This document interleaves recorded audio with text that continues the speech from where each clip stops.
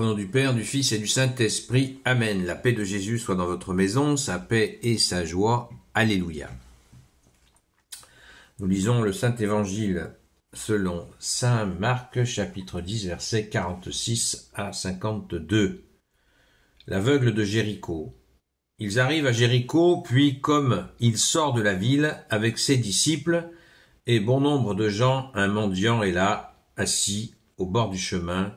C'est Bartimée, le fils de Timée, et il est aveugle. Quand il apprend que c'est Jésus de Nazareth, il se met à crier « Jésus, fils de David, aie pitié de moi !»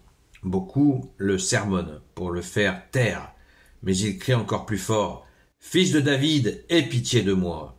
Jésus s'arrête et dit « Appelez-le ».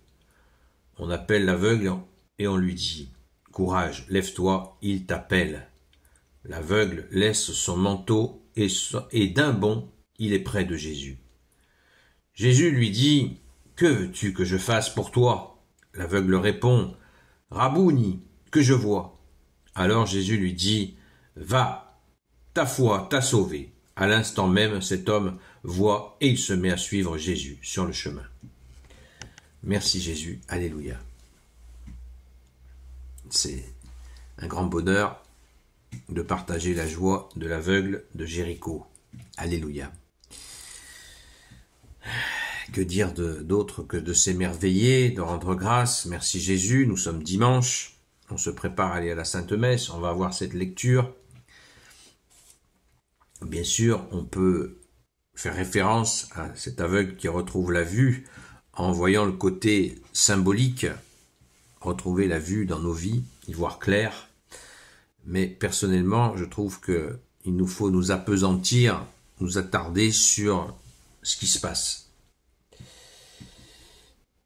Les disciples sont avec Jésus, il est mendiant et aveugle, cet aveugle, et ce qui est très important, c'est qu'il est, il est sur le bord du chemin.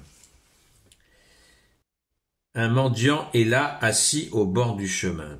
Il est même connu, nous dit-on, puisque c'est Bartimée, le fils de Timée, et il est aveugle. Donc il est sur le bord du chemin, il est laissé pour compte sur le bord de chemin, et à la fin, on nous dit, au verset 52, il se met à suivre Jésus, sur le chemin. C'est fort, hein, c'est fort l'évangile. Ça nous fait vraiment cogiter. Hein. Il est sur le bord du chemin, Jésus lui ouvre la vue, et le voilà à suivre Jésus sur le chemin. Tout est dit, non? Il s'était égaré sur le bord du chemin. Et Jésus l'a ramené, lui a ramené la vue de la vraie vie. C'est énorme, hein? C'est énormissime. Merci Jésus. C'est très touchant. Alors, ensuite, qu'est-ce qu'on peut... On peut s'attarder sur la question de quand il demande à Jésus par rapport à nos propres demandes à nous. Il crie vers Jésus à 2 reprises. Il crie vers Jésus à 2 reprises. Hein. Le cri est très fort. Jésus, fils de David, aie pitié de moi. Est-ce que quand nous prions, nous disons, Jésus, s'il te plaît, voyez, lui, il crie. Il crie. Fils de David, deuxième cri, fils de David, aie pitié de moi. Voyez, le cri du pécheur qui voit son Seigneur et son Dieu. Encore quelque chose qui peut nous saisir, le cri. Quand on appelle vers Jésus, est-ce qu'on n'est pas un peu trop froid? Comme si on était à la mesure de la crainte de ne pas être exaucé. On dit, Jésus, aie pitié de moi. Ça bouge, hein. Il y va, il envoie. Et même des gens donc il est appelé, hein, Jésus lui dit appelez-le. Hein. Il a été appelé. L'apôtre, c'est celui qui est envoyé. Lui, il est appelé par Jésus lui-même. Appelez-le, dit Jésus. Vous vous rendez compte? On mesure chaque parole dans toute la séquence. On revoit comme si on y était. C'est extraordinaire. Merci Jésus. Appelez-le. Et ceux qui vont le chercher lui disent Courage, lève-toi, il t'appelle. Lève-toi, il t'appelle. Lève-toi, Dieu t'appelle. Wow. Vous voyez la tension, on y est, c'est magnifique, c'est magnifique. Et nous dit-on un détail, qui à mon avis n'en est pas un, on dit, l'aveugle laisse son manteau, et d'un bond, il est près de Jésus. Il laisse son manteau. Ce manteau, on peut imaginer ce que c'est que ce manteau. C'est cette carapace, où il était coincé dans cette carapace sur le bord du chemin, ce gros manteau-là, qui est peut-être la carapace de sa vie, qu'il laisse pour Jésus. Il ne voit que Jésus, qui va lui redonner la vue. Vous voyez, il y en a. Et troisième demande, et Jésus lui vérifie encore, Jésus s'impose pas, il lui dit, il voit bien Jésus a bien compris qu'il est aveugle évidemment, mais Jésus lui demande, que veux-tu que je fasse pour toi? Que veux-tu que je fasse pour toi?